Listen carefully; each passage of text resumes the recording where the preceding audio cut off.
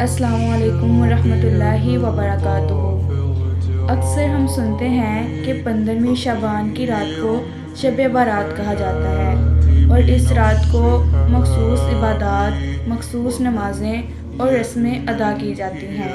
لیکن سوال یہ ہے کہ کیا یہ سب چیزیں قرآن اور احادیث سے ثابت ہیں؟ آپ صلی اللہ علیہ وآلہ وسلم نے فرمایا، جس نے ہمارے دین میں کوئی ایسی بات ایجاد کی جو اس میں سے نہیں، وہ بات مردود ہے۔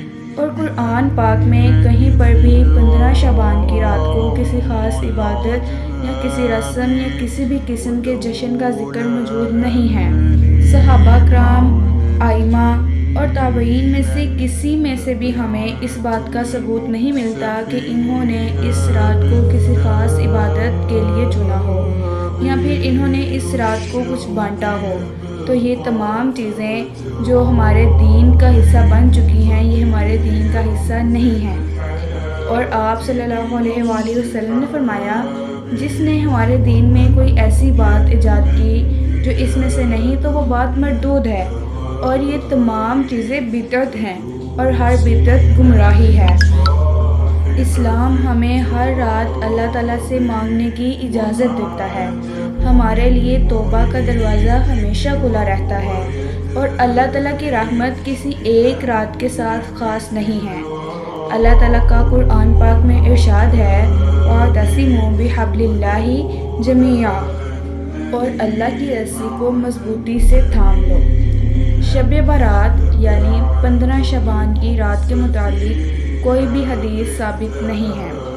سورۃ دخان میں مبارک رات سے مراد نصف شعبان یعنی شب برات کی رات مراد نہیں ہے، بلکہ اس سے مراد لیلۃ القدر ہی ہے، کیونکہ قرآن پاک اسی رات میں نازل ہوا ہے۔